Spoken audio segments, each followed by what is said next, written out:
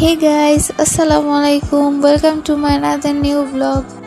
আজকের ব্লগটা কি নিয়ে থাকছে তা নিশ্চয়ই আপনারা এতক্ষণে জেনে গেছেন। তাহলে চলুন কথা না বাড়িয়ে শুরু করা যাক। প্রথমে আমরা এখানে কিছু গাজর এবং বাঁধাকপি কুচি করে নিলাম।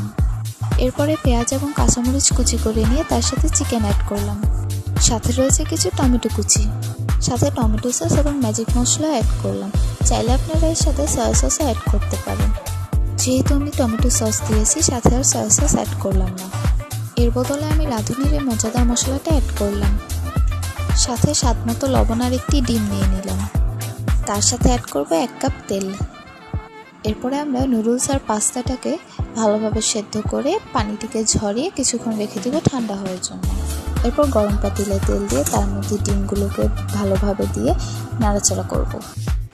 এরপর রান্নার এক পর্যায়ে যখন ডিমগুলো ভালোভাবে ভাজা ভাজা হয়ে যাবে, তখন আমরা আমাদের এক এক করে মশলাগুলোকে তার সাথে অ্যাড করে দিব। এরপরে বাকি মশলাগুলোকে ঠিক একইভাবে ভালোভাবে নেড়ে চেড়ে ভাজা ভাজা করব। ভিডিওটি কে কোথা থেকে দেখছেন অবশ্যই কমেন্ট সেকশনে তা জানাবেন। ভিডিওটি ভালো লাগলে লাইক এবং কমেন্ট করবেন। এরকম নিত্য নতুন ভিডিও পেতে অবশ্যই চ্যানেলটিকে ফলো দিয়ে পাশে থাকবেন। রান্নার এ পর্যায়ে সকল মশলাগুলোকে এক এক করে দিয়ে ভাজা ভাজা করে কিছুক্ষণ রাখলাম। এরপর কেটে রাখা বাঁধাকপি এবং গাজর কুচি অ্যাড করলাম, সাথে স্বাদ মতো লবণ এবং টমেটো সস আর সাথে রাঁধুনি মশলা অ্যাড করলাম।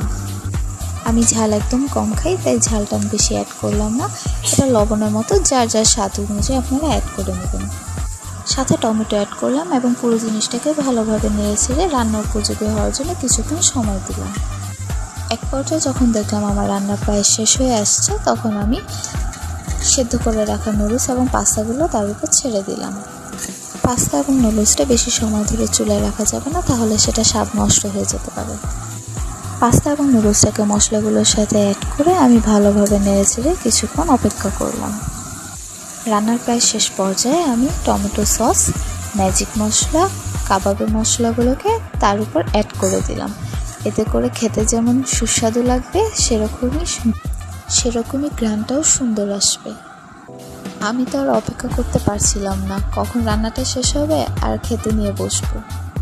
তো যাই হোক, অপেক্ষা প্রহর শেষ হলো, সুন্দর করে রান্নাবান্না শেষ করলাম। এরপর দেখেন, জাস্ট লুকটা দেখেন, ওয়াও!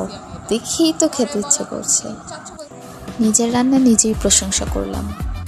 ভিডিওতে স্পষ্ট বোঝা যাচ্ছে কিনা জানি না, তবে আপনারা সামনাসামনি লুকটা দেখলে জাস্ট ওয়াও বলতেন। Just wow!